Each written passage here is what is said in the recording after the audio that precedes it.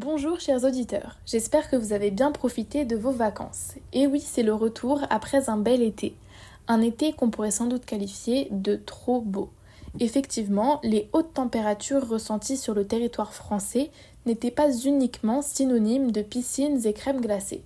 Celles-ci ont par exemple provoqué des incendies en juillet, mettant en danger des vies humaines mais également des territoires remarquables comme le parc national des Calanques touché par le feu qui a fini par atteindre les quartiers nord de Marseille après avoir parcouru 750 hectares.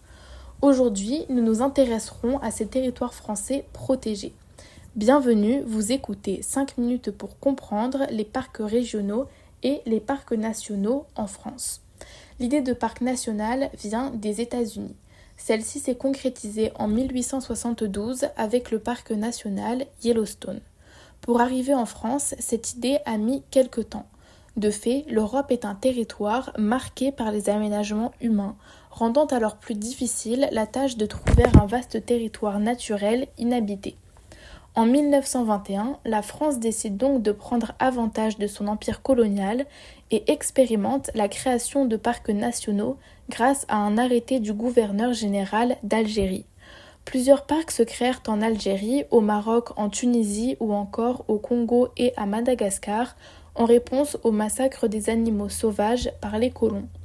Après la décolonisation, lorsque ces territoires furent rendus à leur peuple, c'est le 22 juillet 1960 qu'est votée la première loi apportant une définition et un corps juridique aux parcs nationaux français. Celle-ci permet la création de 7 parcs nationaux en métropole, dont les Pyrénées en 1967 et un dans le département d'outre-mer de la Guadeloupe en 1989. En 2025, le territoire français abrite 11 parcs nationaux et 10 parcs maritimes. Ces espaces sont reconnus au niveau international comme des territoires d'exception. Ce réseau de territoires a pour objectif la conservation et la valorisation d'espaces naturels couvrant plus de 50 000 km², soit 8% du territoire national. Un parc national est divisé en 2 zones. Tout d'abord, le cœur, un espace hautement réglementé pour la protection de la nature, de la culture et des paysages. Ensuite, la zone d'adhésion, un espace de projet pour le développement durable où les habitants et les communes s'engagent. Cette zone d'adhésion peut également être visitée. En un an, celle-ci accueille plus de 5 millions de visiteurs en France. Le parc national est un établissement public avec sa propre administration.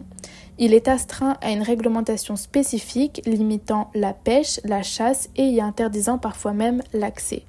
En effet, ces espaces protégés sont tout d'abord des laboratoires à ciel ouvert, des lieux de référence scientifiques sur des enjeux nationaux et internationaux. Ils permettent, entre autres, la réintroduction d'espèces disparues et la protection de celles menacées, qu'elles soient animales ou végétales. Les parcs nationaux sont à différencier des parcs naturels régionaux. Ceux-ci n'existent que depuis 1967. C'est pourtant dès 1964 qu'est mandaté par le ministre de l'Agriculture Edgar Pisani et par la délégation à l'aménagement du territoire et à l'action régionale la mission de créer des parcs moins contraignants sur des territoires ruraux habités. C'est donc là la grande différence entre les parcs nationaux et les parcs naturels régionaux.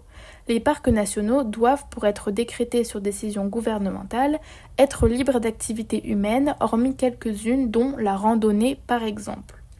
Les parcs naturels régionaux, eux, sont des territoires remarquables habités par l'homme et reconnus pour leur richesse. Ils ont pour but d'asseoir un développement économique et social du territoire tout en préservant et valorisant le patrimoine naturel et culturel ainsi que les paysages. Contrairement au parc national, le parc naturel régional n'est pas non plus un établissement public. Le parc naturel régional fonctionne donc avec un syndicat composé par des collectivités territoriales qui ont approuvé la charte du parc, constituant la feuille du projet territoire sur 15 ans, ainsi que des représentants de la région, partenaires privilégiés. Aux réunions de ces syndicats se trouvent également les agents du parc, des spécialistes, conseillant les élus sur les initiatives à prendre ou les dispositifs à mettre en place afin de préserver au mieux la nature. Les différences entre parcs nationaux et parcs naturels régionaux peuvent donc paraître subtiles. Elles marquent pourtant des objectifs divergents, mais centrés toujours vers la protection de la biodiversité.